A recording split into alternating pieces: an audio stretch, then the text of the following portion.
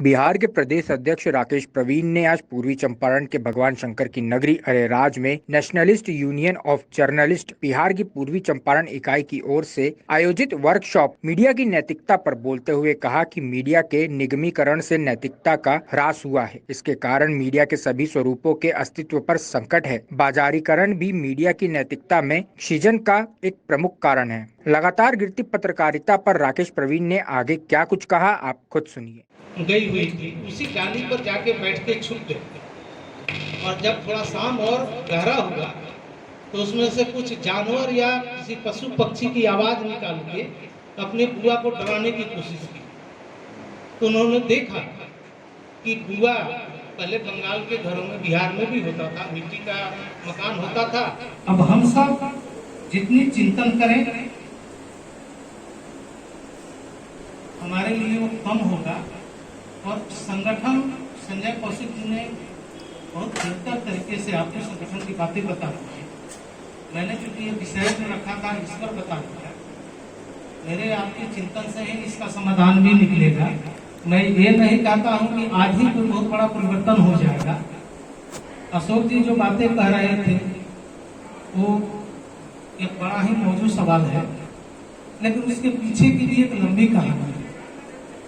इसी तरह जो पत्रकारिता या मीडिया में नैतिक क्षरण हुआ है, मैं कोशिश करूंगा आप मित्रों के बीच कुछ अपनी पुस्तक की प्रति भिजवा दूँ, आप पढ़िए। हमारा मीडिया में मैंने वो सारे सवाल उठाए हैं जो सोशल मीडिया के जरिए जिस ढंग से अभद्र भाषा का प्रयोग हो रहा है, जिस ढंग से अनैतिक बातों को लिखी पढ़ी जा रही है, जिस ढंग से है कि जासूसी, फ्रॉडिंग, अफवाहें और अफवाहों जनित जितनी परिघटनाएं घट रही है, कभी चोटी काटने के नाम पर, कभी काला बंदर के नाम पर, कभी बच्चा चोरी के नाम पर, जितनी इस देश में हत्याएं हो चुकी है। और उसमें हमारा सोशल मीडिया जिस ढंग से एक तरह से आग में पेट्रोल छिड़क रहा है, जितने दंगे, उत्पात या उपद्रव की घटनाओं में सोशल मीडिया की भूमिका होती है। तो इन तमाम सवालों को मैंने उस पुस्तक में कहीं ना कहीं उसका समाधान ढूंढने का प्रयास किया है, रखा है। आप अगर देखेंगे तो आपको पता चल जाएगा। लेकिन जो समग्र रूप में मीडिया की नैतिकता है वो इस संदर्भ में अगर आप देखेंगे कि हम कहाँ से शुरू हुए थे, कहाँ पहुंच गए और इस दौर में हम कैसे, अगर हम सब अपने को अगर आज सीना चौड़ा करके पत्रकार कह रहे हैं तो ये हम सबकी दिलेरी है और इसके लिए आप सबको सैल्यूट मैं करना चाहूंगा।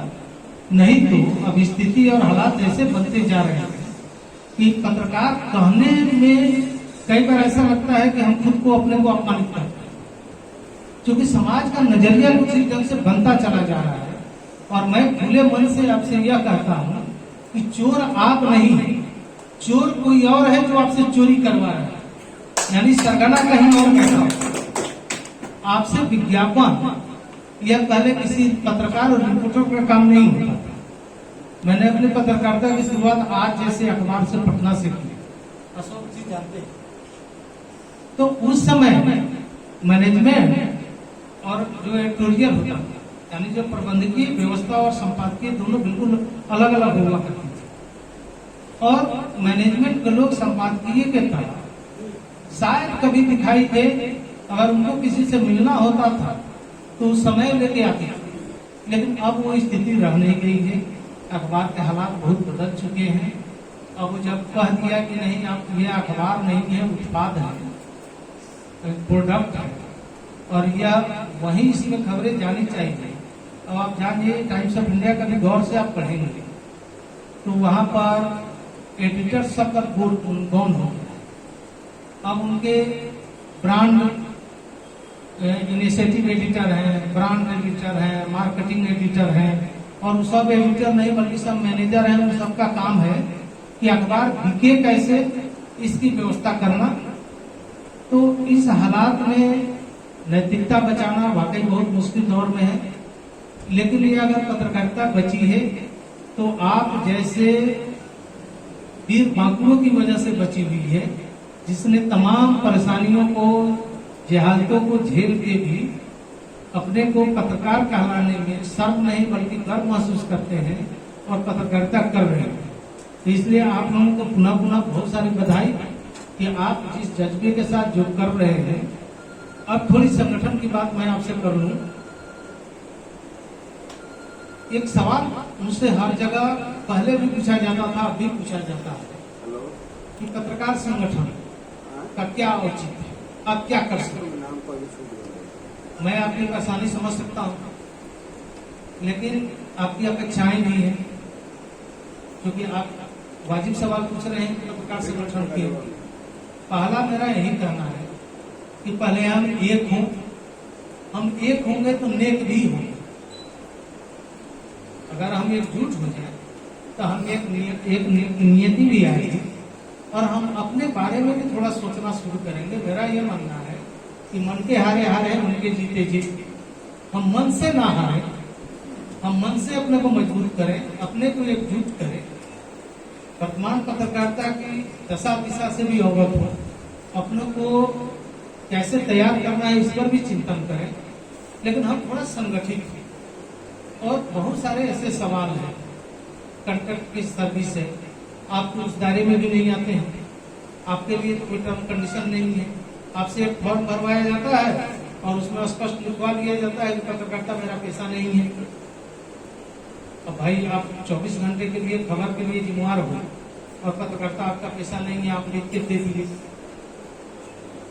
लड़ाई की जो बात होती है, पिछले साल यानी 2020 के 13 सितंबर पटना के विभिन्न समाचार माध्यमों से यानी अखबारों और चैनलों से 465 पत्रकारों की छटनी हुई थी कोरोना काल में। और जो लोग बच गए उनको कई महीने तक 70% वेतन कटौती के साथ काम करना पड़ा, खासकर इलेक्ट्रॉनिक चैनल।